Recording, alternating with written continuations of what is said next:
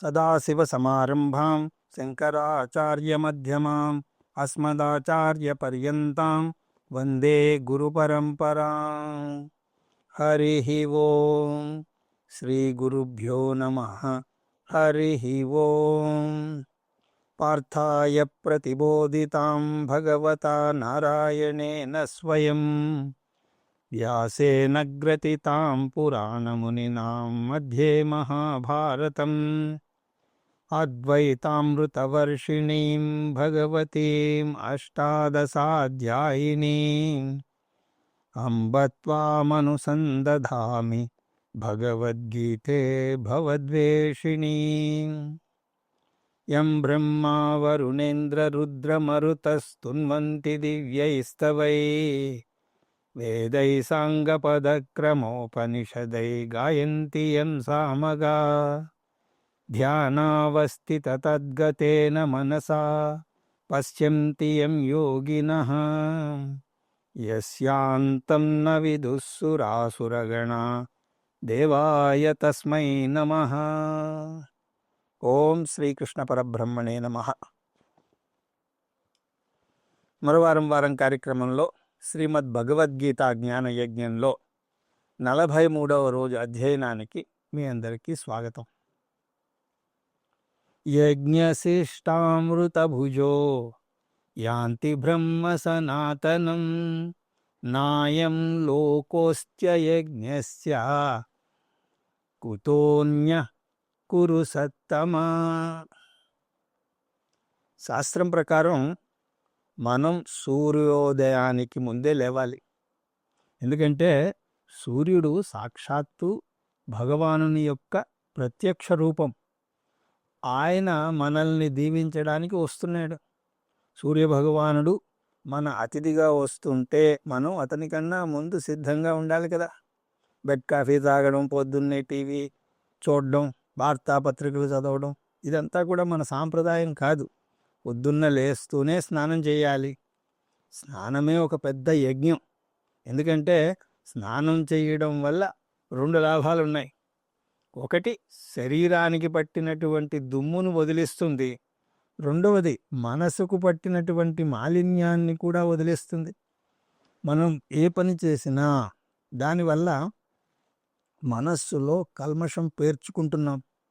కోపం, అసూయ, ఆందోళన ఇలాంటి భావాలు పేరుకుపోతున్నాయి. అందువల్ల ఈ మాలిన్యాన్ని కూడా వదిలించుకోవాలి. మనకు స్నానం చేసేటప్పుడు జపించాల్సినటువంటి ప్రత్యేక మంత్రాలు కూడా ఉన్నాయి. వరుణదేవుడు నీటికి అధిష్టాన దేవుడు. అఘమర్షణ సూక్తంలో, ఓ వరుణ, నేను నిన్న అతిగా తిన్నాను, నా పాపాన్ని కడిగేయి అని అందులో వస్తుంది. అయితే ఈ ప్రార్థన తెలియకపోయినా పర్వాలేదు, ఏదో ఒక నామజపమో స్తోత్రమో చేయాలి. అలా చేశాక ఏదైనా తింటే దాన్ని బ్రేక్ఫాస్ట్ అంటారు. కానీ ఇప్పుడు ఆ మాటకు అర్థమే లేకుండా పోయింది. 24 గంటలు తింటూ ఉంటే ఫాస్ట్ని బ్రేక్ చేసే అవకాశం ఎక్కడుంది చెప్పండి. అసలు చాలామందికి ఆకలి అంటే ఏమిటో తెలియడం లేదు ఈ రోజుల్లో. పేగులు అరవడం, పొట్టలో ఎలుకలు పరిగెట్టడం అంటే ఏమిటో తెలియదు. యజ్ఞశిష్టామృతం భుజ, స్నానం చేసి పూజ చేశాక తినేది యజ్ఞశిష్టం అవుతుంది. ఎంత ఆకలి మీద ఉన్నా సరే చటుక్కున తినేయకూడదు. ఏదైనా ఒక ప్రార్థన చేసి తినాలి. బ్రహ్మార్పణం బ్రహ్మహవిః అన్న శ్లోకం చెప్పాలి. అది కూడా తెలియకపోతే కనీసం నారాయణ, కేశవ ఏదో ఒకటి అనుకోవాలి. అప్పుడు తినే ఆహారం యజ్ఞశిష్టం అవుతుంది. ఈ యజ్ఞ ప్రసాదం అమృతం అవుతుంది. ఎందుకు అమృతం అవుతుంది అంటే, ఇది మోక్షకారణభూత యజ్ఞ ప్రసాదం కాబట్టి. భుజః అంటే దీన్ని తినేవాడు. నిజానికి అలా తింటే మీకే మనస్సులో మార్పు తెలుస్తుంది. కొన్నాళ్ళు మీ ఇష్టం వచ్చినట్టు తిని చూడండి. నిజానికి మనం చేస్తున్నది అదే. ఆ తర్వాత ఈ విధమైనటువంటి క్రమశిక్షణ పాటించి ఆహారం యజ్ఞ ప్రసాదంలాగా తీసుకుని చూడండి. మీకే మనస్సు తేలిక అని అనిపిస్తుంది. సనాతనం బ్రహ్మయాంతి, వారు బ్రహ్మను పొందుతారు, వారు మోక్షాన్ని పొందుతారు. ఎలా పొందుతారు అంటే, మనం ఇంతకుముందు 12 యజ్ఞాలను చూసాం. అందులో ఒకటి జ్ఞానయజ్ఞం అని కూడా చూసాం కదా! అందువల్ల ఎవరైనా ముందు 11 యజ్ఞాలు పాటిస్తే అవే అతన్ని జ్ఞాన మార్గానికి తీసుకొస్తాయి. అది చాలా శక్తివంతమైనది. అంటే అవే అతనిలో జ్ఞానాన్ని పెంపొందేలా చేస్తాయి. ఆ ఇచ్ఛను ఏర్పరుస్తాయి. మతపరమైనటువంటి జీవనం గడిపితే అది ఆధ్యాత్మిక జ్ఞానం పొందడానికి కోరికను పెంపొందిస్తుంది. ఎప్పుడైతే జ్ఞానం పొందాలన్న కోరిక కలుగుతుందో అప్పుడే తక్కిన ఏర్పాట్లన్నీ కూడా భగవంతుడే చూసుకుంటాడు. గురువుని ఏర్పరుస్తాడు, నేర్చుకునేందుకు అనువైన వాతావరణాన్ని ఏర్పరుస్తాడు. అప్పుడు జ్ఞానం పొందడం చాలా తేలికవుతుంది. దాని ఫలితంగా సనాతన బ్రహ్మను పొందుతాడు. ఆ విధంగా ఈ యజ్ఞాలు చేసేవారిని కృష్ణ పరమాత్మ స్తుతిస్తున్నాడు. వీరిని కర్మయోగులు అని అంటారు. ఈ కర్మయోగులను స్తుతించాక ఒక్క యజ్ఞం కూడా చేయని వారిని కృష్ణ పరమాత్మ తీవ్రంగా విమర్శిస్తున్నాడు. అయజ్ఞస్య, ఏ యజ్ఞాన్ని చెయ్యని వారు కొందరుంటారు. వారికి మానవ హక్కులంటే ఏమిటో సరిగా తెలియదు. నేనెందుకు శాస్త్రాన్ని పాటించాలి, నేనెందుకు గురువు మాట వినాలి, నేను ఏం చేయాలనుకుంటే అది చేసే స్వేచ్ఛ నాకు ఉన్నది అని అంటూ ఉంటారు. అనారోగ్యం వచ్చినప్పుడు డాక్టరు ఏమైనా నియమాలు పాటించాలని చెప్తే తన మంచి కోసమే చెప్తున్నాడు అని అనుకోరు.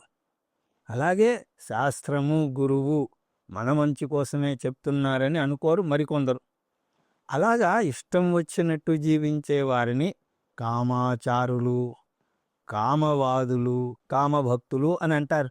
అటువంటి వారి పరిస్థితి ఏమిటి అంటే, అయం లోక నా అస్తి, ఇహలోకంలో సుఖాలే దొరకవు. ఎందుకంటే ఇష్టం వచ్చినట్టు ప్రవర్తించే వారి జీవితం ముందస్తుగా శారీరక ఆరోగ్యం దెబ్బతింటుంది. అది మానసిక అలజడికి దారితీస్తుంది. అప్పుడు ఎంత డబ్బు ఉన్నా సరే వృధాయే అవుతుంది. సుఖం వారు అనుభవించలేరు. కుతః అన్య, ఇహలోక సుఖాలే పొందలేనప్పుడు ఇక పరలోక సుఖాలు, స్వర్గ సుఖాలను ఎలా పొందగలరు? ఇహలోక సుఖము లేదు, పరలోక సుఖము లేదు. ఇక మోక్షం గురించి ఆలోచించాల్సిన పనే లేదు అని చెప్పి, ఏవం బహువిధా యజ్ఞా వితతా బ్రాహ్మణో ముఖే కర్మజ్ఞాన్ విద్ధితాన్ సర్వాన్ ఏవం జ్ఞాత్వా విమోక్షసే. ఈ శ్లోకంలో కృష్ణ పరమాత్మ ఈ 12 యజ్ఞాలు మాత్రమే లేవు, ఇంకా చాలా ఉన్నాయి అని చెప్తున్నాడు. గీత వేదాల సారం అని అందరికీ తెలిసిందే. అందువల్ల వేదాలలో ఉన్న అనేక యజ్ఞాల గురించి ఇవి ఉదాహరణల కింద మాత్రమే ఇవ్వబడ్డాయి. గీత వేదాల సారం అని కృష్ణ పరమాత్మే చెప్పాడు కదా. సకాలే నేహ మహతాయోగో నష్టపరంతపః అని చూశాం. హే అర్జున, వైదిక జ్ఞానం హరించిపోతోంది, నేను దాన్ని పునరుద్ధరిస్తున్నాను అని అంటున్నాడు. ఏవం, అంతకుముందు చెప్పినటువంటి 12 యజ్ఞాలలో బహువిధా యజ్ఞం, అనేక యజ్ఞాలు ఉన్నాయి. అవి ఏమిటో తెలుసుకోవాలంటే వేదాలకు వెళ్ళాలి. నిజానికి తెలుసుకున్న వాటిలో కొన్ని అయినా సరే అనుష్ఠానం చేస్తే తక్కినవి తెలుసుకున్న దానికంటే ఎక్కువ. యోగాసనాలు వేస్తే ఫలానా లాభాలు ఉంటాయి అని తెలుసుకుని లాభం లేదు, అవి వేస్తేనే లాభం. బ్రహ్మణః ముఖే వితతాః, బ్రహ్మముఖం అంటే వేదాలు, అందులో అనేక యజ్ఞాలు చెప్పబడ్డాయి. అన్ని యజ్ఞాలు ఎందుకు అంటే అందరి సామర్థ్యం ఒకలా ఉండదు. కాబట్టి లేచి నించోవడమే కష్టమయ్యే వ్యక్తికి సూర్య నమస్కారాలు చేయమంటే ఎలా చేస్తాడు? అలాంటి వ్యక్తి మానస యజ్ఞం చేయాలి. కొన్ని యజ్ఞాలకి డబ్బు కావాలి, డబ్బు లేకపోతే మనం బాధపడాల్సిన అవసరం లేదు. జపయజ్ఞం చేయవచ్చు. దానివల్ల 2 విధాల లాభాలను పొందవచ్చు. ఒకటి, దైవనామస్మరణ చేస్తున్నారు, ఇంకొకటి ఆ కాసేపు అయినా సరే మీ బాధ నుంచి ఇతరులు తప్పించుకుంటారు. 24 గంటలు కబుర్లు చెప్పి విసిగించే నోరు వేరే పనికి అప్పజెప్పడం వల్ల మీకు ఇతరులకు కూడా లాభమే కదా. అందువల్ల కృష్ణ పరమాత్మ యజ్ఞానాం జపయజ్ఞోస్మి అని అంటాడు 10వ అధ్యాయంలో. ఆ విధంగా వారి ఆశ్రమ ధర్మానికి కూడా తగ్గట్టుగా యజ్ఞాలు ఇవ్వబడ్డాయి. ఈ యజ్ఞాలన్నింటినీ కూడా 2 రకాలుగా విభజించవచ్చు: జ్ఞానయజ్ఞం, కర్మయజ్ఞం.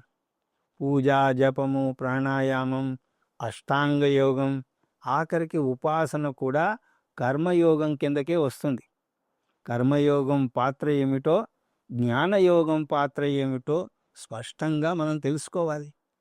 మీరు ఎక్కడికైనా ప్రయాణం చేసేటప్పుడు ఎటు వెళ్ళాలో తెలియాలి. అంతేకాదు ఆ వైపు ఎంత మేరకు వెళ్ళాలో తెలియాలి. అంటే ఈ 2 యోగాలు ఎటు తీసుకువెళతాయో, ఎంత మేరకు తీసుకువెళతాయో కూడా మనకి తెలియాలి. కర్మయజ్ఞంలో ఏ యజ్ఞం పాటించినా కూడా అది చిత్తశుద్ధిని కలుగజేసి జ్ఞానయోగ్యతా ప్రాప్తిని ఇస్తుంది. చిత్తశుద్ధి పొందడానికి మీకు అనేక మార్గాలున్నాయి, కానీ జ్ఞానం పొందడానికి ఒకే ఒక్క మార్గం ఉన్నది. తమేవం విద్వా నమృత ఇహ భవతి నాణ్య పంథా అయనాయ విద్యతే అని పురుష సూక్తంలో చెప్తారు. సపశ్యన్ బ్రహ్మ పరమం యాతి నాణ్యే హేతునా అని కైవల్యోపనిషత్తు అంటోంది. తం ఆత్మస్థం ఏను పశ్యతి ధీరా తేషాం శాంతి శాశ్వతి నేతరేషాం అని కఠోపనిషత్తు ఘోషిస్తోంది. అందువల్ల కృష్ణ పరమాత్మ బోధ ఏమిటి అంటే, ఏదైనా సరే కర్మయజ్ఞం చెయ్యండి, చిత్తశుద్ధిని పొందండి, జ్ఞానయజ్ఞం చెయ్యండి, మోక్షాన్ని పొందండి. తాన్ సర్వాన్ కర్మజాన్ విద్ధి.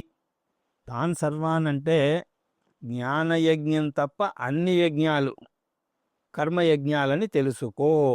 కర్మయజ్ఞం వల్ల కలిగే లాభ నష్టాలను తెలుసుకోవాలి. లాభం ఏమిటి అంటే చిత్తశుద్ధి పొందుతారు. నష్టం ఏమిటి అంటే అది జ్ఞానాన్ని ఇవ్వలేదు. అంతకుముందు మనం అశుద్ధ అజ్ఞానిగా ఉంటే కర్మయోగం చేశాక శుద్ధ అజ్ఞాని అవుతాం. అష్టాంగ యోగం కూడా జ్ఞానాన్నేమీ ఇవ్వలేదు. నిర్వికల్ప సమాధి కూడా జ్ఞానాన్ని ఇవ్వలేదు. అవి జ్ఞానయోగ్యతా ప్రాప్తిని మాత్రమే ఇస్తాయి. జ్ఞానయజ్ఞం పూర్తిగా వేరే అంశం, అదేమిటో ఇప్పుడు చెప్పడు. ఏవం జ్ఞాత్వా, ఆ విధంగా తెలుసుకుని, అంటే కర్మయజ్ఞం చిత్తశుద్ధిని ఇస్తుంది, జ్ఞానయజ్ఞం మోక్షాన్ని ఇస్తుంది. కాబట్టి మీరు 2 పాటించాలని తెలుసుకుని విమోక్షసే. కేవలం తెలుసుకుంటే చాలదు. కర్మయజ్ఞాన్ని చేసి చిత్తశుద్ధిని పొంది, జ్ఞానయజ్ఞాన్ని చేసి జ్ఞానం పొంది మోక్షాన్ని పొందాలి అని చెప్పిన తర్వాత, శ్రేయాన్ ద్రవ్యమయాద్యజ్ఞాత్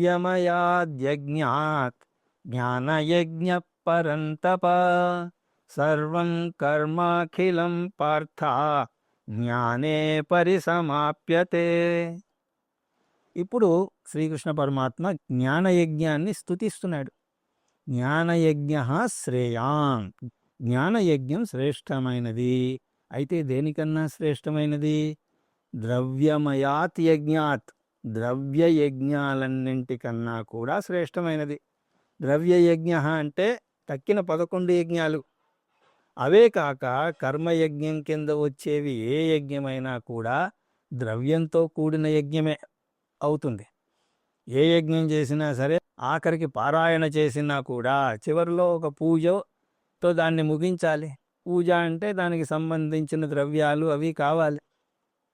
ఎందుకు జ్ఞానయజ్ఞం శ్రేష్టం అని అంటున్నాడు అంటే, సర్వం కర్మాఖిలం పార్థ జ్ఞానే పరిసమాప్యతే.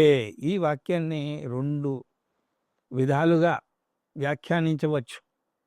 మొదటి అర్థం, అన్ని కర్మలు జ్ఞానంతో ముగుస్తాయి. రెండవది, జ్ఞానయోగానికి రానిదే కర్మయోగం అసంపూర్ణం. ఒక వ్యక్తి కూరలు, పప్పు, వాటన్నిటికీ సంబంధించిన వస్తువులు అన్నీ తెచ్చి చాలా ఓపిగ్గా పెద్ద వంట చేశాడు. అలా చేసిన తర్వాత భోజనం చేయకపోతే ఎలా ఉంటుంది?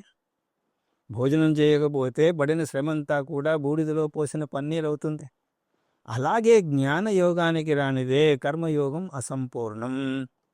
జ్ఞానయోగానికి రావాలంటుంది, కానీ ఎప్పుడు రావాలో నొక్కి వక్కాణించదు వేదం. ఆ విషయం మిమ్మల్ని నిర్ణయించుకోమంటుంది. ఇవాళే రండి అని అనదు. మీకు జ్ఞానం మీద ఆసక్తి లేదు, పూజా జపాలు కొనసాగిస్తాను అంటే సరే మీ ఇష్టం, కొనసాగించండి. భజనలు చేసుకుంటాను అంటే చేసుకోండి, పర్వాలేదు అని అంటుంది. అవన్నీ అయిన తర్వాత రండి. ఆ తర్వాత ఎప్పుడు అన్నది 10 సంవత్సరాల తర్వాత కావచ్చు, వచ్చే జన్మలో కావచ్చు, 10 జన్మల తర్వాత కూడా కావచ్చు.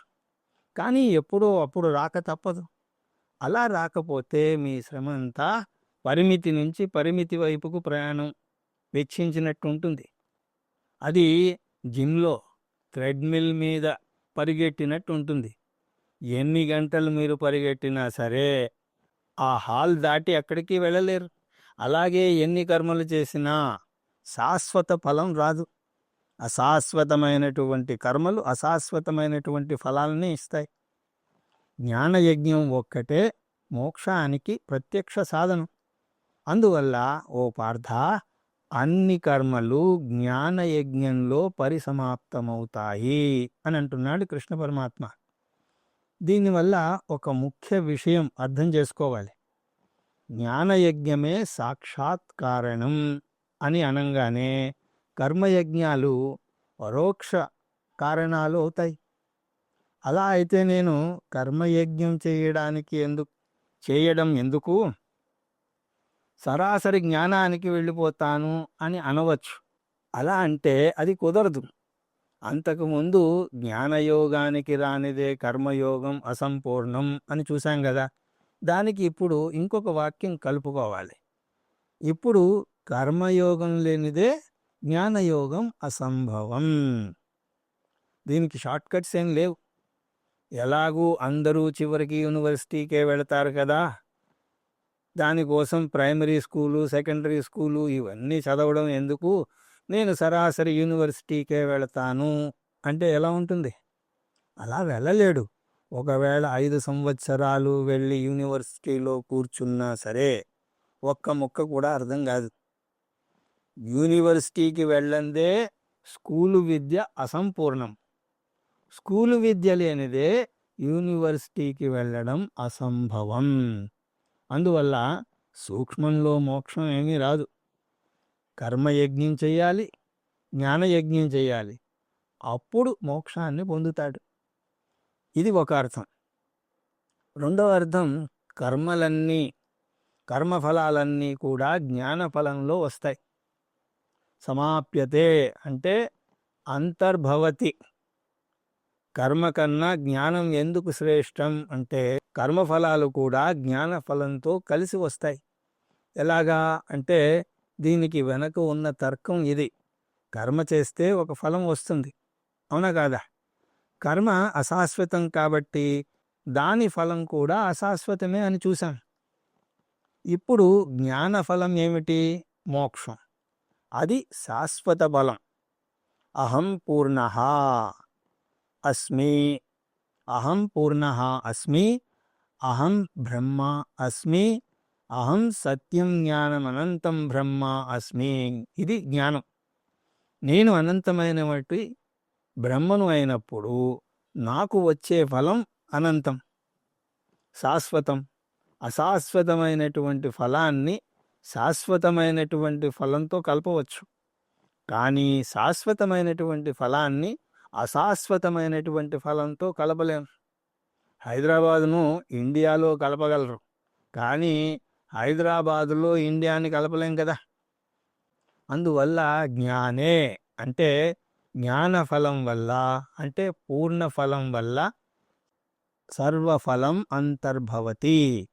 ఈ విషయాన్ని కృష్ణ పరమాత్మ 2వ అధ్యాయంలో కూడా చెప్పాడు. యవానర్ధవుదాపానే సర్వతః సంప్లతోదకే తావాన్ సర్వేషు వేదేషు బ్రహ్మణస్య విజానతః.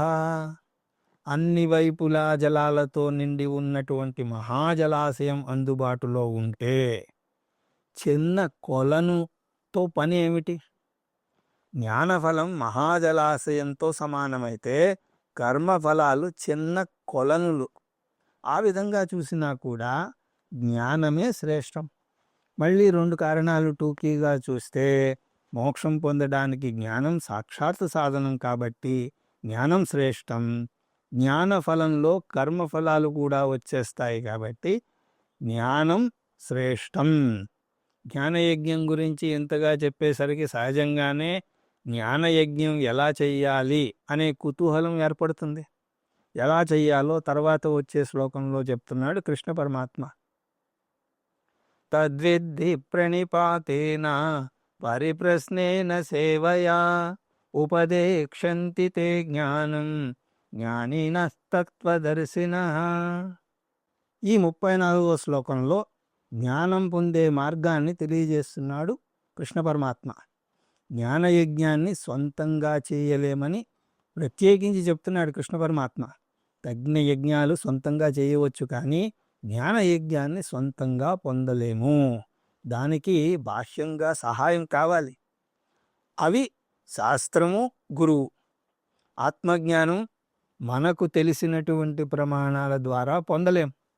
ఎందుకంటే అవన్నీ కూడా బాహ్య ప్రపంచాన్ని చూపించడానికే పనికొస్తాయి.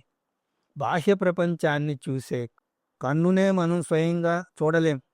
మన కన్నును మనం చూసుకోవాలి అంటే దానికి ఒకటే మార్గం ఉన్నది. ఏమిటది? దర్పణం వాడడమే. మన కన్నును అద్దంలో చూసుకోవాలి. స్థూలమైనటువంటి దర్పణం మన స్థూల శరీరాన్ని మాత్రమే చూపించగలదు. సూక్ష్మ శరీరంలో ఉన్న మనస్సుని చూపించలేదు కదా.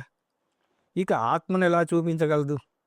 అందువల్ల ఆత్మను చూడడానికి శాస్త్రదర్పణం కావాలి. శాస్త్రదర్పణం మన ఆత్మస్వరూపాన్ని వివరిస్తుంది. కన్నును అద్దంలో మాత్రమే చూడగలం, కానీ ఆ అద్దం చూడడం చేత కాకపోతే కన్నును చూడలేం. అద్దం ఉన్నవైపు కాకుండా వెనకాతల చెక్క ఉన్నవైపు చూస్తే మొహం కానీ కన్ను కానీ కనపడదు. అలాగే అద్దం మీద దుమ్ము పేరుకుపోయినా కూడా కనపడదు. అద్దం ఎలా వాడాలో తెలియాలి. అలాగే శాస్త్రం అనే అద్దం కూడా ఎలా వాడాలో మనకి తెలియాలి.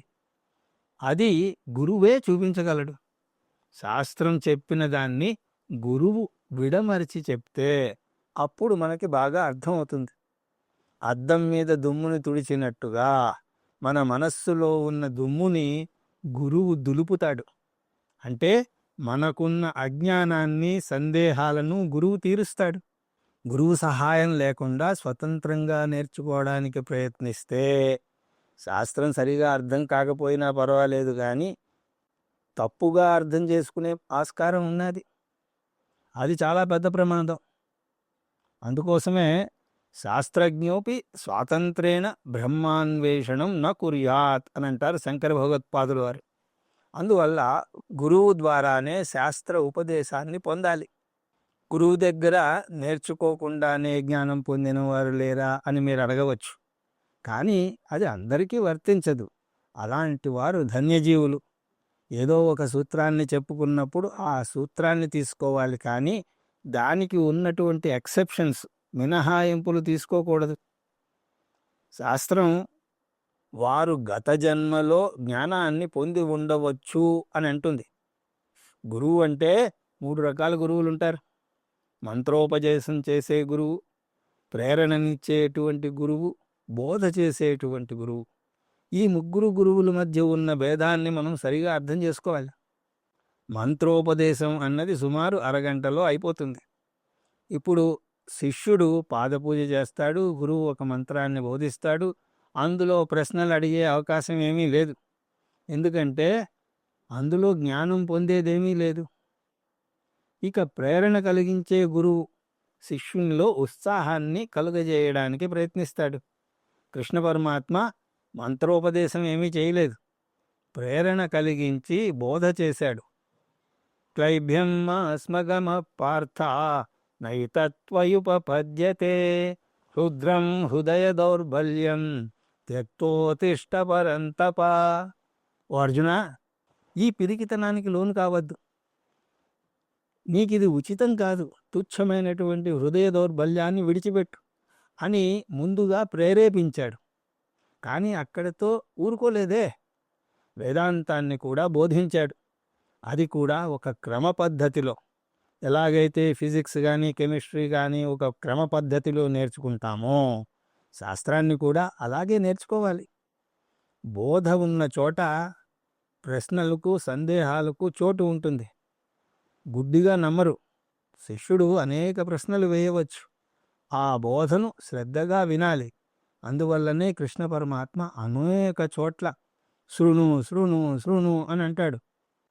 ఆత్మజ్ఞానం కథ విన్నట్టు వింటూ పోతే కుదరదు. పురాణాల్లో కథ విన్నప్పుడు అక్కడ మీరు ప్రశ్నలు వేయకూడదు. అలానా రాజు 10,000 సంవత్సరాలు పాలించాడు అని అన్నప్పుడు అక్కడ మీరు అతను 10,000 సంవత్సరాలు ఎలా జీవించాడండి అని మీరు ప్రశ్నించకూడదు. అలా ప్రశ్నిస్తే ఆ పురాణం చెప్పే అతను ఇబ్బందుల్లో పడతాడు.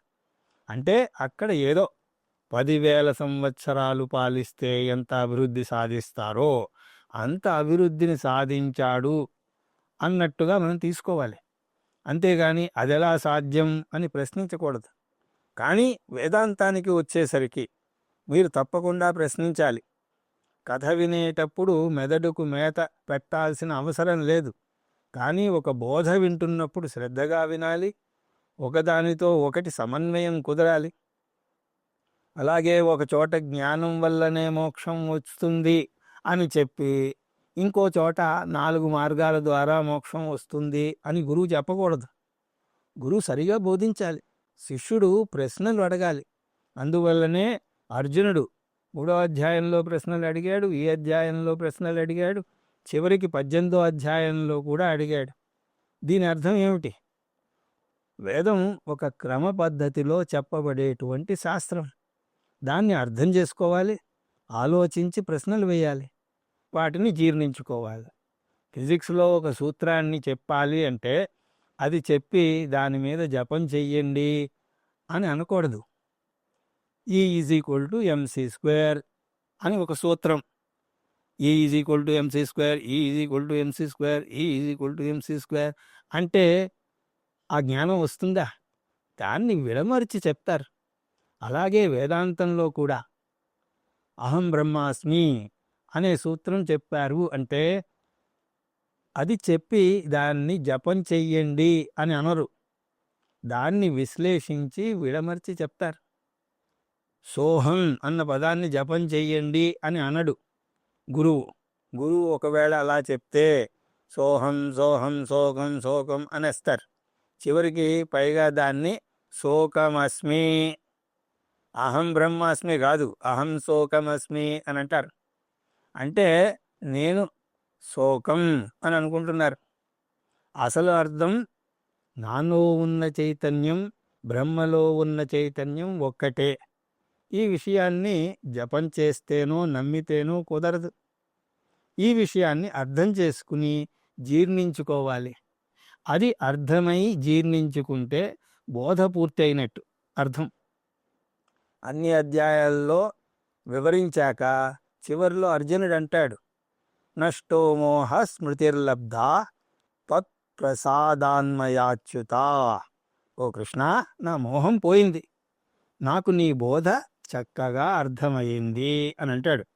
అందువల్ల కృష్ణ పరమాత్మ ఈ 34వ శ్లోకంలో చెప్తున్నది బోధ చేసేటువంటి గురువు గురించి. జ్ఞానినః తత్వదర్శినః. ఈ వేదాంత శాస్త్రాన్ని బాగా అర్థం చేసుకుని బాగా బోధించగలిగినటువంటి వాడు గురువు. జ్ఞానం ఉండడం ఒక ఎత్తు అయితే దాన్ని సరిగా బోధించగలగడం ఇంకొక ఎత్తు. జ్ఞానం ఉండగానే సరిపోదు, దాన్ని సరిగా విడమర్చి చెప్పాలి. అటువంటి గురువుని శ్రోత్రియ బ్రహ్మనిష్ట అని అంటుంది శాస్త్రం. బ్రహ్మనిష్ట అంటే జ్ఞానం ఉన్న వ్యక్తి, శ్రోత్రియ అంటే బాగా చెప్పగలిగినటువంటి వ్యక్తి. అటువంటి శ్రోత్రియ బ్రహ్మనిష్ట గురువునే కృష్ణ పరమాత్మ జ్ఞానిన తత్వదర్శిన అని అంటున్నాడు. తత్వదర్శి అంటే బ్రహ్మనిష్టలో ఉన్నటువంటి వ్యక్తి. నేను బ్రహ్మమును అనే విషయం తను అర్థం చేసుకుని జీర్ణించుకున్న గురువే శిష్యునికి తత్వమసి అన్నది చెప్పగలడు.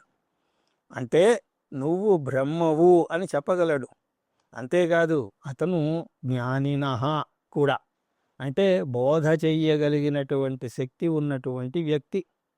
సంప్రదాయ పద్ధతిలోనే చెప్తాడు. ఇతి సుశ్రుమ పూర్వేషాం ఏనస్తద వ్యాచచక్షిరే అంటుంది కేనోపనిషత్. ఎవ్వరూ ఈ విషయాన్ని బోధించలేరు అంటూనే మా గురువు బోధించినట్టుగా నేను నీకు బోధిస్తాను అని అంటాడు. ఇటువంటి గురువును సంప్రదాయవిత్ అని అంటారు. అసంప్రదాయవిత్ మూర్ఖవత్ ఉపేక్షణీయ అని అంటారు భగవత్పాదుల వారు.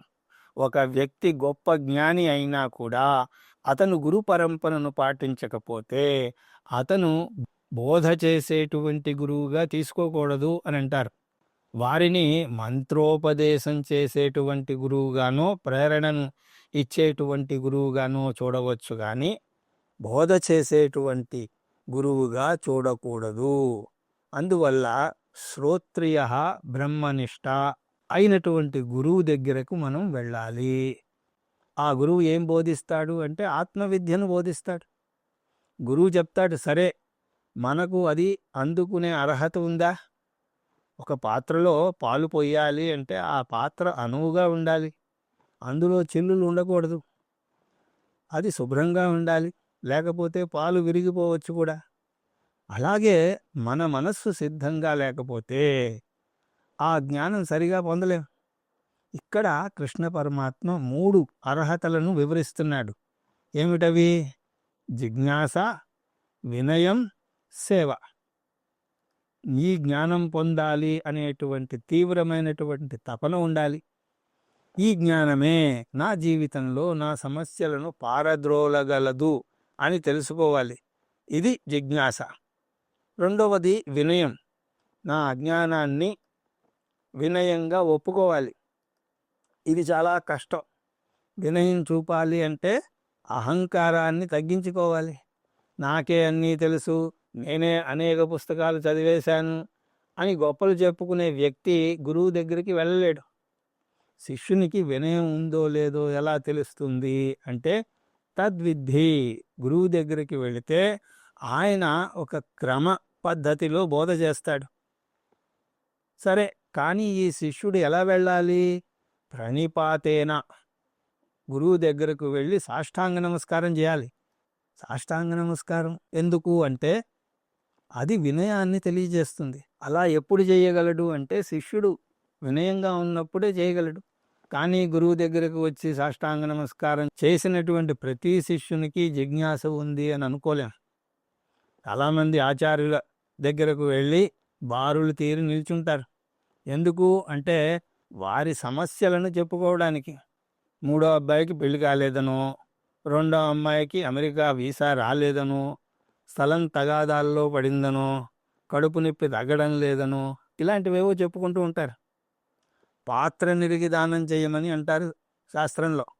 అలా సమస్యలతో వచ్చిన శిష్యుడికి నువ్వు బ్రహ్మవనో లేకపోతే నువ్వు శరీరానివి కావను చెప్తే వాడు వినడు.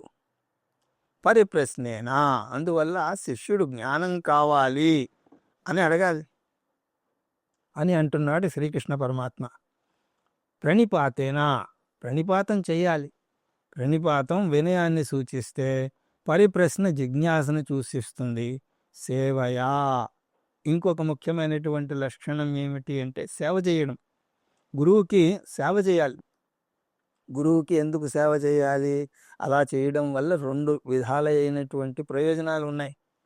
శిష్యుడు గురువు దగ్గరకు వచ్చి అక్కడే ఉండి నేర్చుకుంటాడు కాబట్టి అతనికి వేరే కర్మలు ఏవి కూడా చేసే అవకాశం ఉండదు. కర్మ చేస్తే చిత్తశుద్ధిని పొందుతారని చూసాం కదా.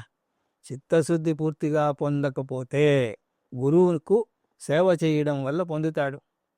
ఒక లాభం చిత్తశుద్ధిని పొందడం, ఇంకొక లాభం గురు శిష్యుల మధ్య అనుబంధం ఏర్పడుతుంది. మనం కొత్తగా ఏదైనా ప్రసంగానికి వెళితే ప్రసంగాన్ని శ్రద్ధగా వినకుండా ఎంతమంది వచ్చారు, ఏ వయసు వారు వచ్చారు, ఆడవాళ్ళు ఎక్కువ వచ్చారా, మగవాళ్ళు ఎక్కువ వచ్చారా, ఇలాంటి విషయాలన్నీ కూడా బేరీజు వేస్తూ ఉంటాం. అంటే ఆ వాతావరణానికి అలవాటు పడడానికి కొంత సమయం పడుతుంది. అలాగే పర్వతారోహణ చేసేవారు ఒకేసారి 29,000 అడుగులు ఉన్నటువంటి ఉన్నత శిఖరానికి ఏమీ చేరుకోరు. ముందు బేస్ క్యాంపులో కొన్ని రోజులు ఉండి అక్కడ వాతావరణానికి అలవాటు పడ్డాక నెమ్మదిగా నెమ్మదిగా ఎక్కుతారు. అలాగే గురువు కూడా శిష్యుల స్థాయికి తగ్గట్టుగా బోధిస్తాడు. ఎలా చెప్తే వారికి అర్థమవుతుంది, ఏ జోక్ చెప్తే వారు ఆస్వాదిస్తారు అని తెలుసుకుంటూ ఉంటాడు. అలాగా గురు శిష్యుల మధ్య అనుబంధం ఏర్పడటానికి కొంత సమయం పడుతుంది.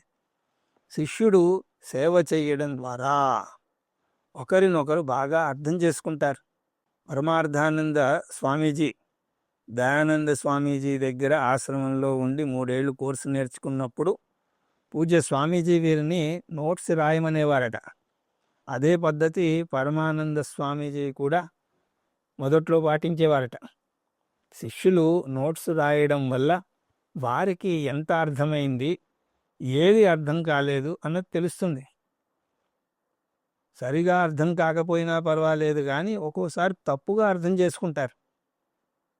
ఒకసారి స్వామీజీ కుండలిని యోగం గురించి మాట్లాడుతూ అది కొన్ని సిద్ధులను ఇస్తుంది, కానీ జ్ఞానాన్ని మాత్రం ఇవ్వదు, మనకు జ్ఞానమే కావాలి అని చెప్పారట.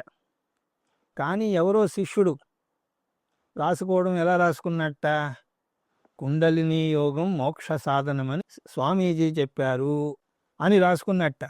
అందువల్ల గురు శిష్యుల మధ్య అనుబంధం సరిగా ఉండి జ్ఞానం సరిగా పొందాలి అని అంటే గురు శుశ్రూష దోహదం చేస్తుంది. ఎలాగైతే జీపీఎస్ ఉన్నవారు ఎక్కడికైనా సరే ఆ జీపీఎస్ సహాయంతో వారి యొక్క గమ్యస్థానానికి ఎలాగైతే చేరుకోగలరో, జీపీఎస్ అంటే ఏమిటి? Global positioning system. అదేవిధంగా జీపీఎస్ ఉన్నవారు జీపీఎస్ సహాయంతో జ్ఞానాన్ని పొందగలరు. అయితే ఇక్కడ జీపీఎస్ అంటే మన ఫోన్లో ఉన్నటువంటి జీపీఎస్ కాదు, మ్యాపుల్లో వాడేటువంటి జీపీఎస్ కాదు. ఇక్కడ జీపీఎస్ అంటే గురు పైలటింగ్ సిస్టమ్. పైలటింగ్ అంటే to lead somebody through a difficult situation. ఈ శ్లోకాన్ని గుర్తుపెట్టుకోవడానికి చిన్న సూత్రం మీకు చెప్తాను. జ్ఞానాన్ని పొందడానికి జీవీఎస్ ఉన్నవాడు, జీవీఎస్ అంటే ఏం చెప్పుకున్నాం? జిజ్ఞాస, వినయం, సేవ. ఇవి ఉన్నవాడు జీపీఎస్ దగ్గరకు వెళ్ళాలి అని చెప్పిన తర్వాత శ్రీకృష్ణ పరమాత్మ ఏ బోధ చేస్తున్నారు అన్నది తర్వాత తరగతిలో తెలుసుకునే ప్రయత్నం చేద్దాం. హరి ఓం తత్సత్.